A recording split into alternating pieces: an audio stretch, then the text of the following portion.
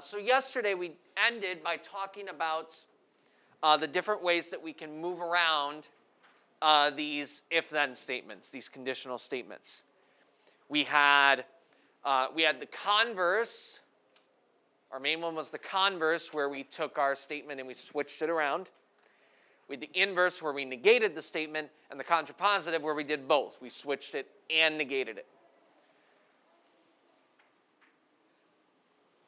So today we're going to talk more about when those statements are true and when they're not.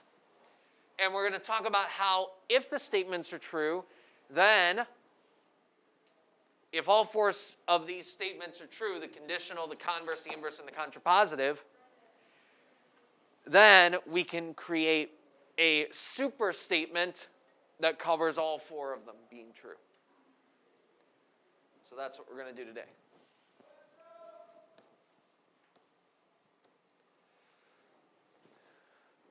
We'll come back to this slide.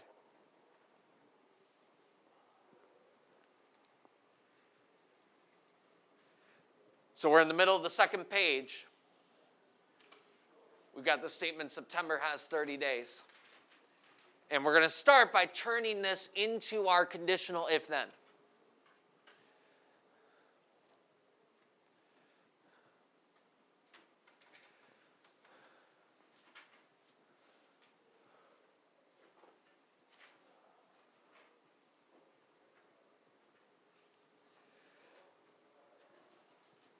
And so we don't have an if or then in the sentence, so we need to look for the hypothesis and conclusion. We're talking about months of the year. So what's the first thing I'm telling you about the month? Well, the first thing I'm telling you about the month is that it's September.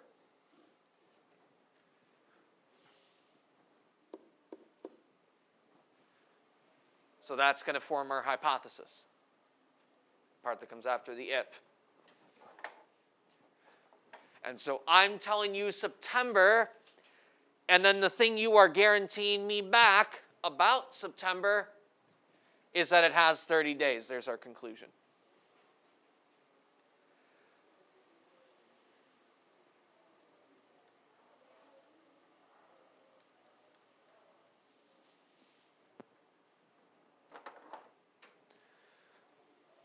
So that's what our conditional is going to turn into. It's going to turn into if September then has 30 days. Let's clean that sentence up a little bit.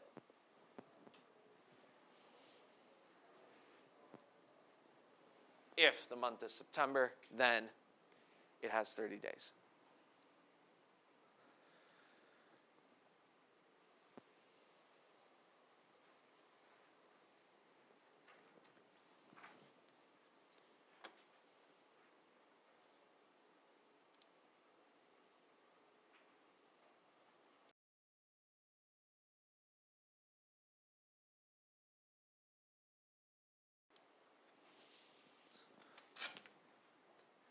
Next is the converse.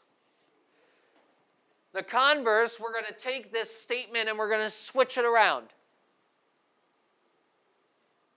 So what was the conclusion at the end? It has 30 days. We're going to put at the start of the sentence instead. So if the month has 30 days, then the start of the sentence is going to move to the end. It is September. So we took our order, our hypothesis and conclusion, and we switched them. We switched the hypothesis and conclusion.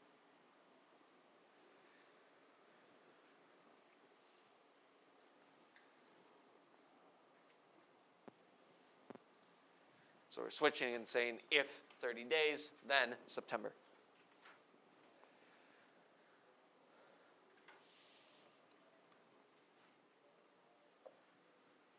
Inverse. This time we're going to keep these two things where they are. So we're still going to have the structure of if September, then 30 days, but this time we're going to negate the statements.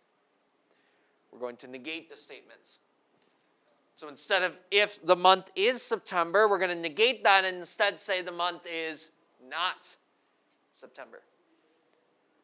Then over here, instead of it has 30 days, We're going to negate that and say it does not have 30 days. That's our inverse.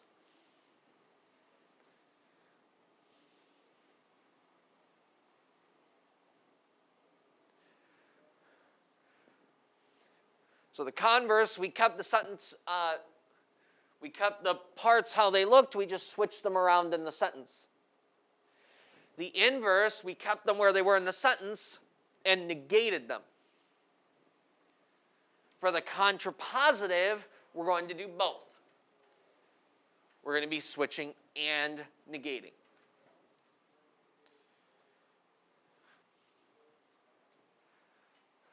So this is going to get moved to the start, and instead of has 30 days, we're going to negate it and say doesn't have 30 days, and it's going to go at the start. If a month does not have 30 days, then September is going to get moved to the end, and we're going to negate it and say it is not September.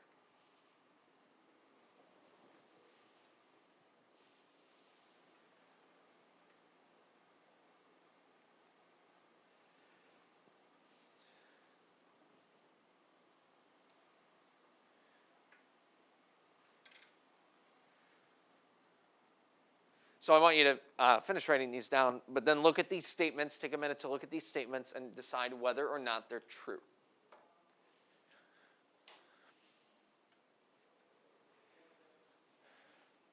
And remember that we talked about yesterday, if these statements aren't true, then we should be able to come up with a counterexample.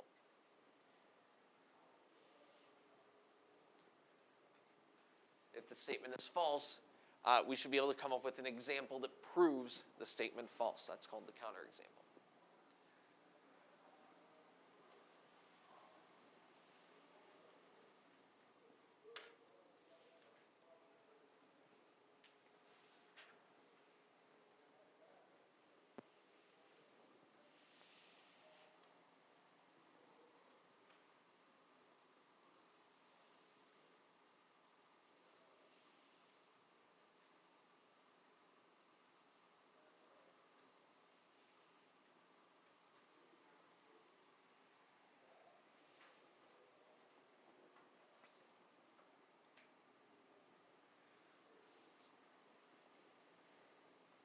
So first off, September does have 30 days. So the first statement, if I tell you the month is September, so I'm telling you I'm thinking of a month,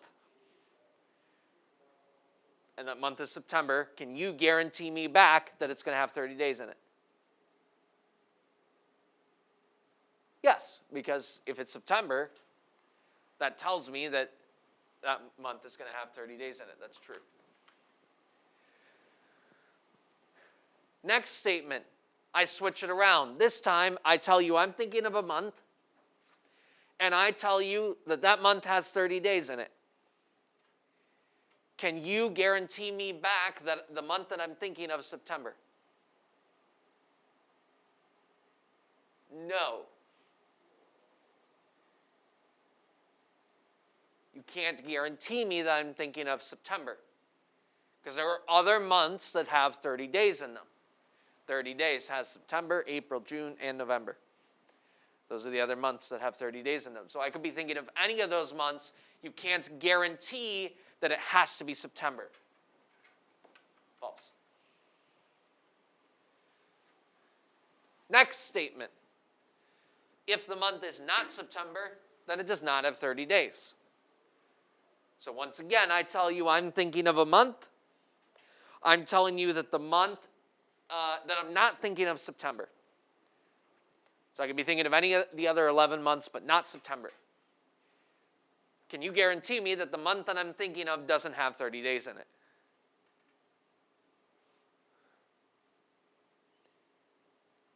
In other words, I'm ruling out September. Are there other months that I could be thinking of that have 30 days in them? Yeah, I just said there were. Those April, June, and November all have 30 days in them. So I could be thinking of those other 3 months. So you can't guarantee me that the month that I'm thinking of doesn't have 30 days in it. Also false.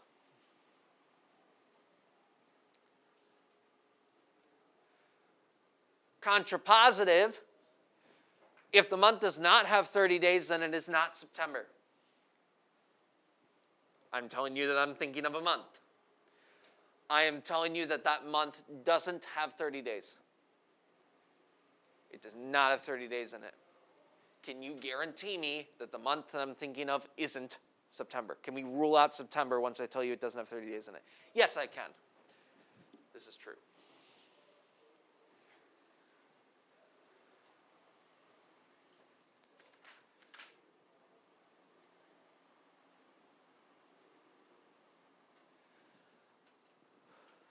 So notice that these two were both true, and these two were both false. Not only were these both false, but these other 3 months of April, June, and November were the other months that explains why these two statements are false. They're false for the same reason. So they are going to be false at the same time. So going back a slide. So just above the example we just did in the notes. Going back a slide, we are going to have, maybe,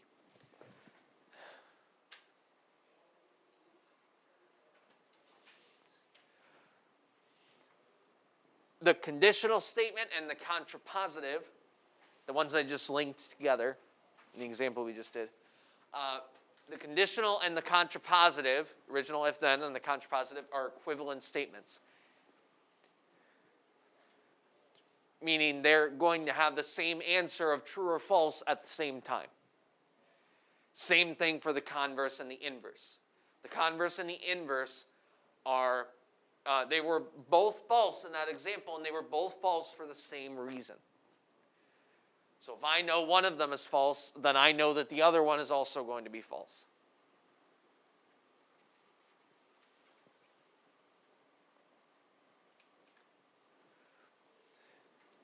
So this means if I'm talking about, I said that I can write, there's this super statement I can write if all four of them are true. This means that to check if all four of them are true, I only need to check if two of them are true. I need to check if the original statement is true, which will tell me whether the contrapositive is true. And I need to check whether the converse is true, which will, that switch statement, which will tell me whether the inverse is true, the negated statement. Once I've checked those two, then that will tell me whether the other two are true. Because they're both going to be true at the same time.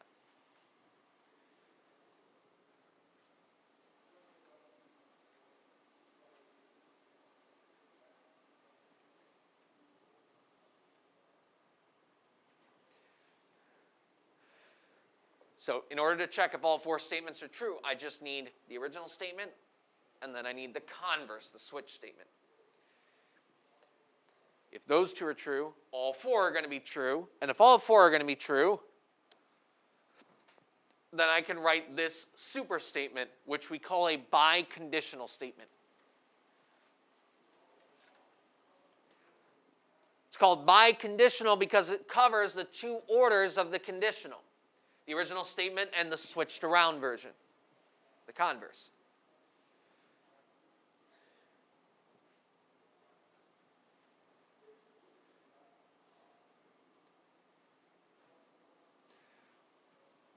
And I said we can identify these conditional statements. I'll usually call them if-then statements, because that's the sentence structure that it follows. The sentence structure that this follows is that it has the phrase if and only if.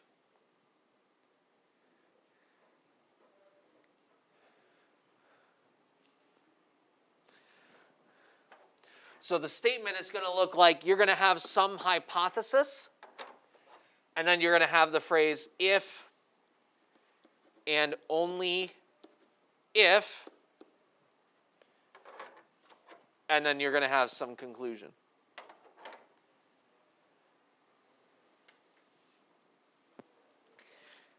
And if I write this statement, then that is telling me that all 4 of these statements are true.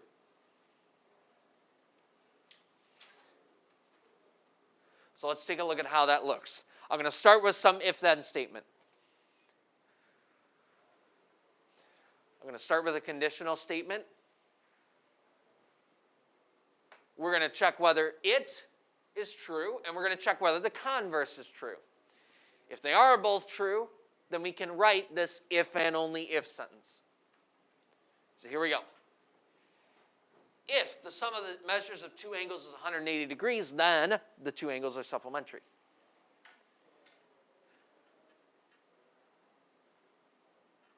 So if 2 angles add up to 180, then they're supplementary. That's true. If I know 2 angles add up to 180, then by definition, that's what supplementary angles are. They add up to 180.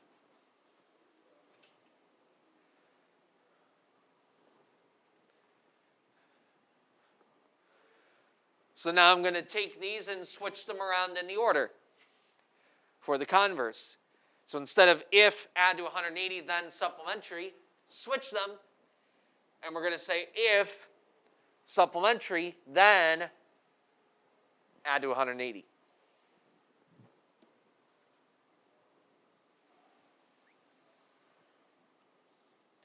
If 2 angles are supplementary, then the sum of the measures of the 2 angles is 180 degrees. Is that true? Again, definition of supplementary means that that's going to be true. So, this is true, and this is true, and that means we can make our super statement, our biconditional statement. We're going to write a hypothesis, so I'm going to choose the angles are supplementary. 2 angles are supplementary. There's my hypothesis. And then I've got my phrase, if and only if. And then the conclusion I can make. The sum of the 2 angles is 180.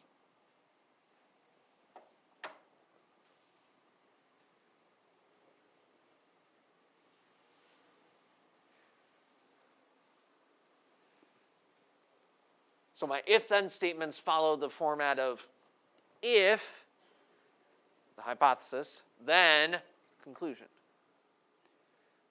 These biconditional statements follow, we have a hypothesis, if and only if, the conclusion.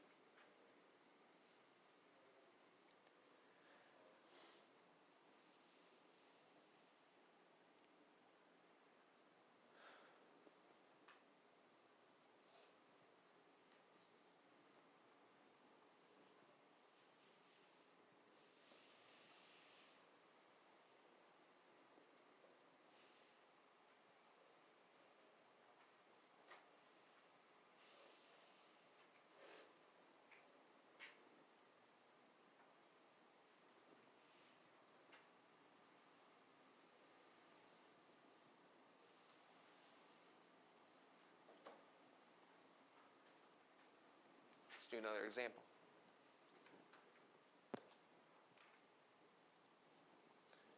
Oops. Jumped ahead here.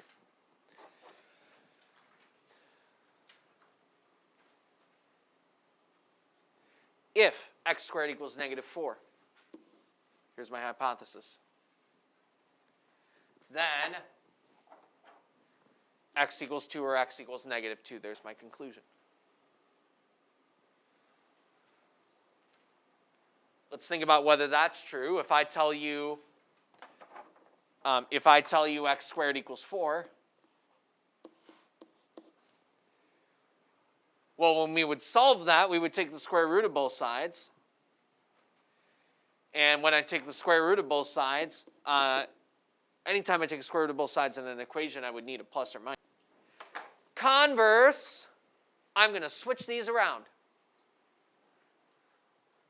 So instead of if x squared equals 4, then x equals 2 or x equals -2, switch them.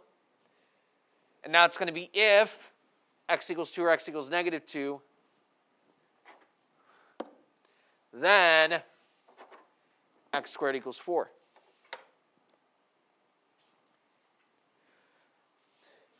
So this is working in the other way. This time I'm telling you I have x equals 2 or x equals negative 2. Let's start with x equals 2.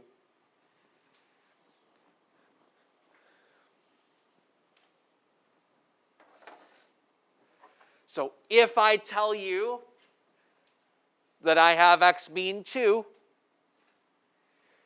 can you guarantee me back that when I square it, I should get 4? Yes, because 2 squared is 4. So x squared has to be 4. This should work for negative 2 as well. Let's check it for negative 2. If I have x being negative 2, then if I take x squared, if I take negative 2 and square it, that's negative 2 times the negative 2. Am I going to get 4? Yeah, I am. So this is true because that's what happens when I solve it. This is also true because I just checked plugging in 2 and plugging in negative 2, which means we can write our super biconditional statement that covers both of these. And by covering both of these, covers all 4, the inverse and the contrapositive as well.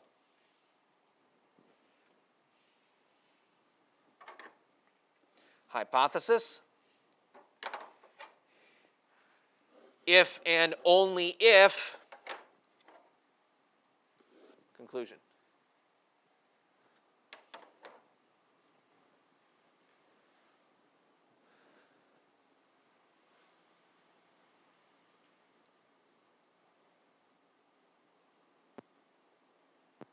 Same structure.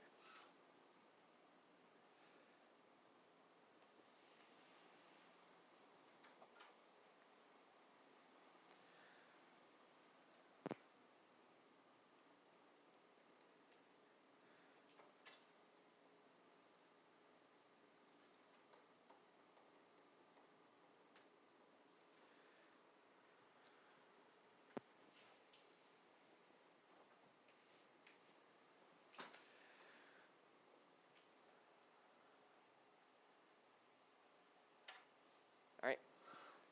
We're doing one more.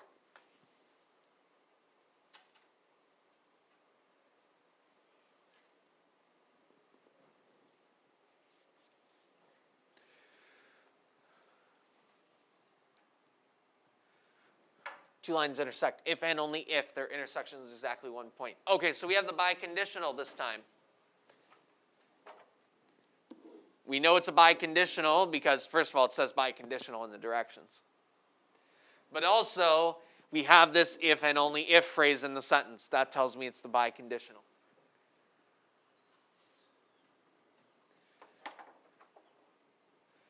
So we're going to turn this, we have our superstatement, which means that the original sentence and the original if-then and the converse are both going to be true.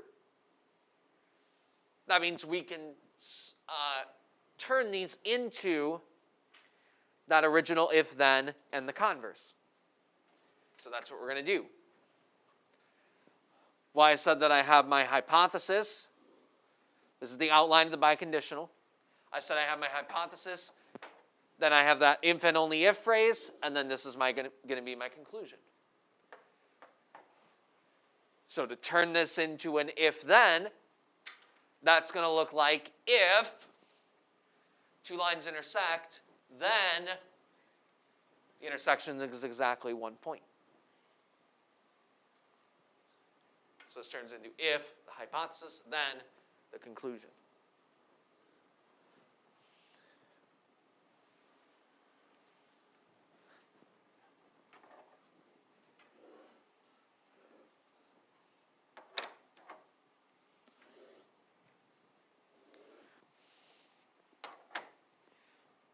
It also wants us to write the converse. For the converse, we're going to switch our hypothesis and conclusion. So instead of if intersect, then meet at exactly 1 point, switch that and we're going to have if meet at exactly one point, then intersect.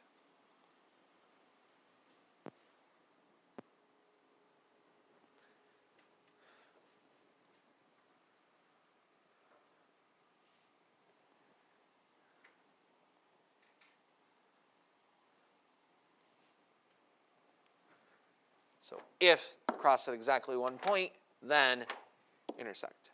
Switch them around.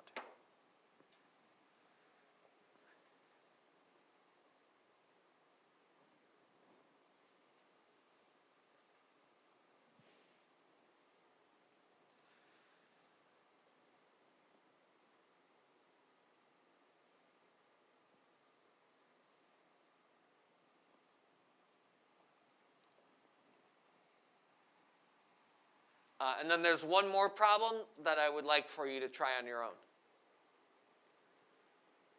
There's one more problem in the notes that I want you to try on your own, and that's this last one. And you're going to do the same thing we did in some of the previous examples. I have this conditional if-then statement. If an angle is a right angle, then measure the angles 90 degrees. You're going to write the converse, switch them around. And if both of those statements are true, you're going to write a big biconditional if and only if sentence. So there should be two different sentences added here.